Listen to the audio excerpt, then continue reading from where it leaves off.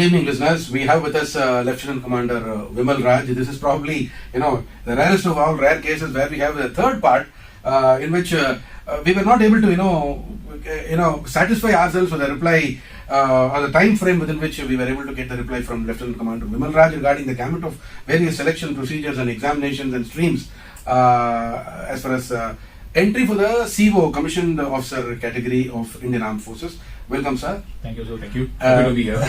And, we were talking about various scenarios of case 1 and case 2 or case A and case B. You were discussing about the entry into the Indian Armed Forces as CO. Please continue about this case A and case B. So I'll do that. For anybody who was missed out last episode also, you can restart from understanding from here itself. Let us take a case A of a boy who has done only a graduation. For him to join Armed Forces is Combined Defence Service Examination, which is conducted by UPSC, which is once in 6 months. Yeah. Every entry into Armed Forces, remember, it is once in 6 months. But only that you have to keep your eyes and ears open, and then you have to be just looking out for when the notification is coming. So these are the two opportunities. Indian Navy is not taking any BA or BSc.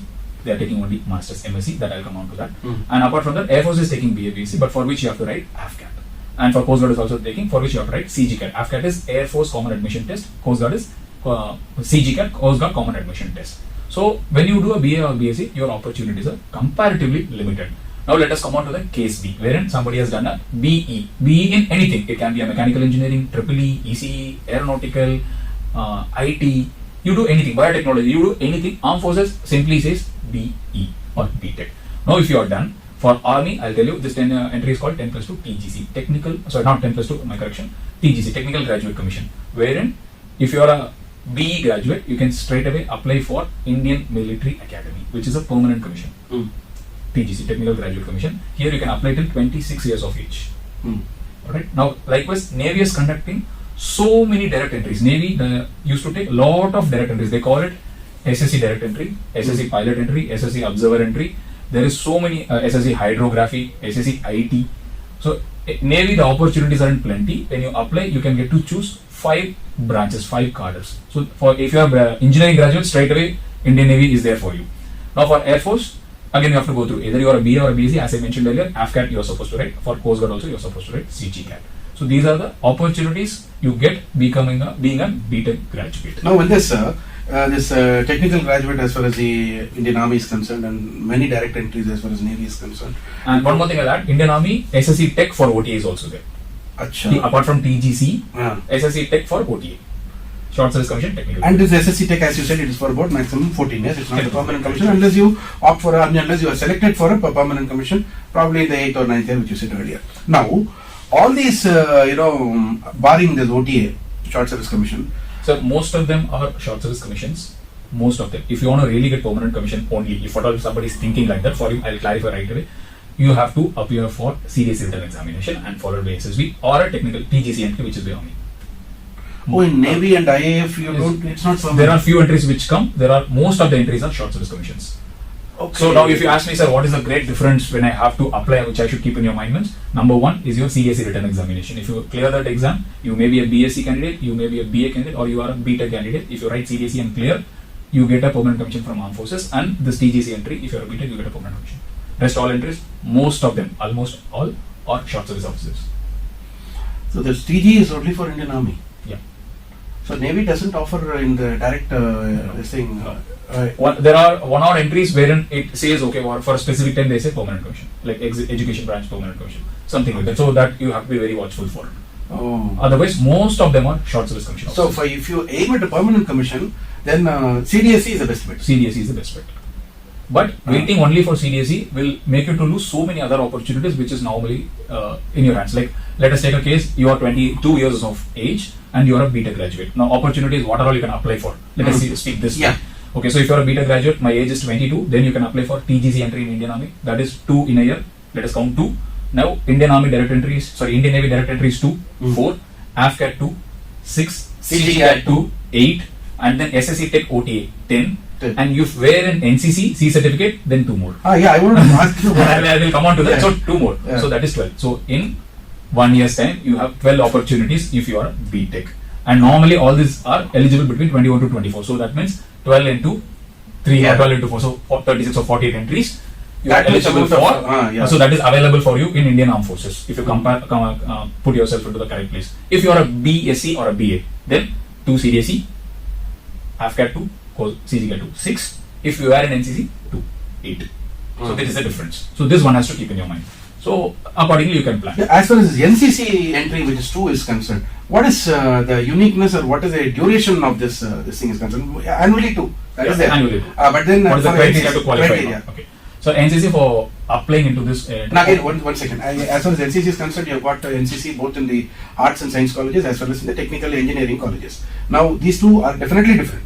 No. As far as NCC, when you are in NCC, you give your B certificate examination. One C certificate. Once you clear B certificate, you apply for C certificate and you get C certificate. Yeah. Now the Armed Forces NCC C certificate special entry. If you see the name, it is called C certificate special entry. That means you should hold a C certificate. Okay. In that C certificate, either you should get A grade or a B grade. Okay. Then only you are eligible to apply for this. You may be an engineering graduate, you may be a BSc graduate. But don't you think so? A commerce graduate or an arts graduate stands at an advantageous position because he does it in 3 years, and whereas an engineering graduate does it in 4 years. So naturally, 1 year before seniority, he'll be gaining in case he enters. Yes, that makes sense. That is there. That That's anomaly is there. Right? Yeah. I mean, if you call it an anomaly. You want to call it, but if you see it otherwise, the BTech graduate has gotten so many direct entries. That is yes. there. But 1 year before seniority counts most in Indian Armed Forces. But that because he is also coming with a graduate degree and he is coming with a BTech degree. That's what you have to say. Because when as Armed Forces, what we see is anybody who has got a C certificate. With But A C grade- certificate person entrant, does he qualify for a permanent commission? So C certificate entry from C certificate entry to permanent commission. For a If C somebody certificate. joins through C certificate Through C entry, certificate. yeah. So once you join academy, either you are a short service commission or a permanent commission officer. That's all. Where does this entrant stands? That is like if a C certificate entry guy for army, he will be joining what THNA in a short service entry. So Short even, service, non-technical entry, he will okay, join. but for CDSE, almost everybody is SSC. For CDC, everybody is a PC. Combined Defense Service Examination. If No, you- but for CDSE, the person who writes a CDSE, he is eligible for a permanent commission. Correct. Others, most of them are only short service commission. Yes. That is what I mean. So that's what most of them are feeling. The common man is feeling armed forces means you are a permanent commission. I'm trying to break that. Yeah. Permanent commission opportunities are less. Short service opportunities are more. more, And I'm more. suggesting you grab it. It is almost 1:10. Don't be choosy. Grab Grab it. it. Go inside and prove yourself. Yeah. Like there is every chance of you getting a permanent commission based on your performance As well as your service requirements. service requirements. But there was also a talk that there are a lot of vacancies as far as the COs are concerned, commissioned officers are concerned. Yes, sir. Commissioned officers, yes, there is a dearth of officers. And if you comparatively, again, like now there is a dearth, we'll speak about this angle. Mm. If you are into army, Indian army, chances of shifting from short service to permanent commission is more. Mm. Because army needs more and you are a trained manpower who already served and proved yourself. So taking a younger boy at 21 years and putting him into training and then getting him into a major level, rank of major, and then making him to see your stuff. So for me, he's already ready. So give him a pension and take him in and push him in the ladder. It's fine. However, Navy, the service itself is very short. The size of the Indian Navy itself is short. We have only 6,000 officers.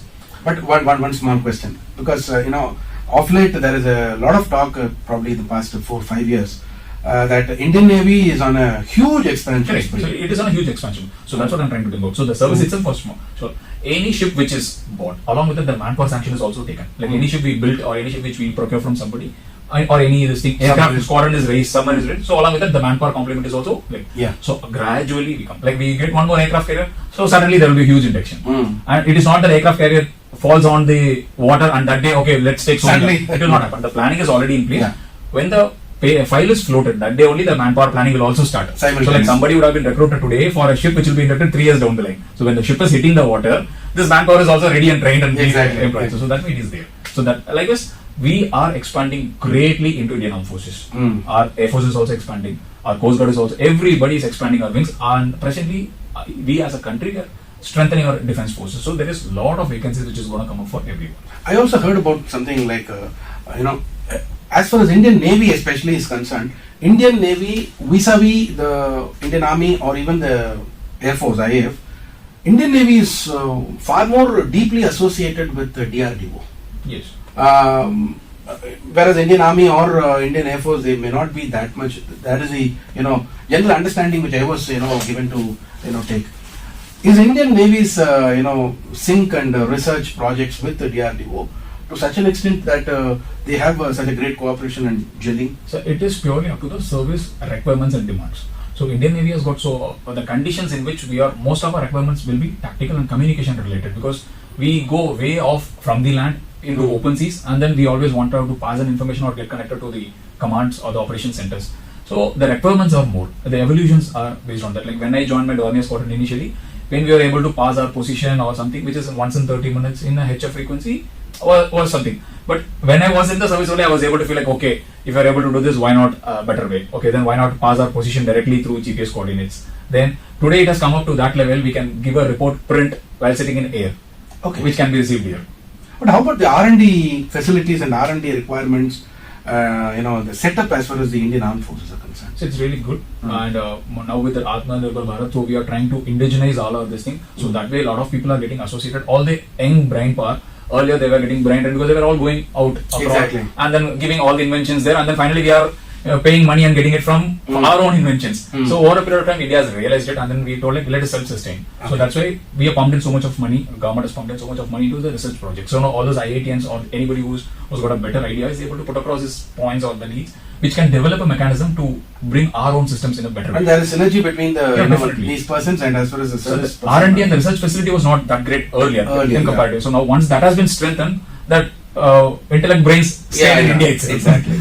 And as we come to the close of this segment of the program, what is the final word which you would like to give to the youth or persons who are aspiring to join the Indian Armed Forces, or persons who, after listening to this interview, who really have an idea as to what the Indian Armed Forces offer to the citizens of this country? What would be the message which you would like to share with them? Alright.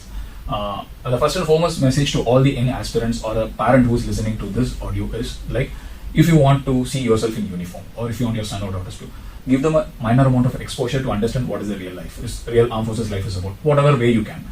Don't believe with the scenes or something cinematic experience which you get. Real life will be totally different from the cinematic experience. Number two is that today you all are at a very great advantage, which was not there either 10 years back or maybe in your time. So today you have advantage, that is your mobile phone, which can give you all piece of informations. But only thing is, simultaneously it takes away your focus as well. So I keep telling my aspirants only one thing. Lucky it was my time where I didn't have a phone, so my focus was most of them towards my goal.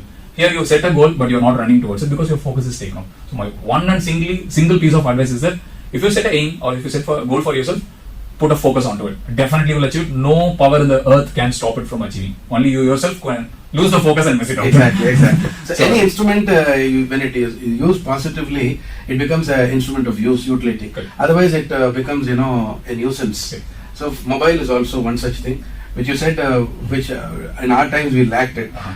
It was advantageous as well as you don't lose the focus. We concentrated more on the competition magazines and then libraries and all those things. But now you get it in the palm, but then So that's what. So it is in your fingertips. Exactly. So that's why it is in our fingertips. We don't value it much. We just happen we flip it off and then move it on.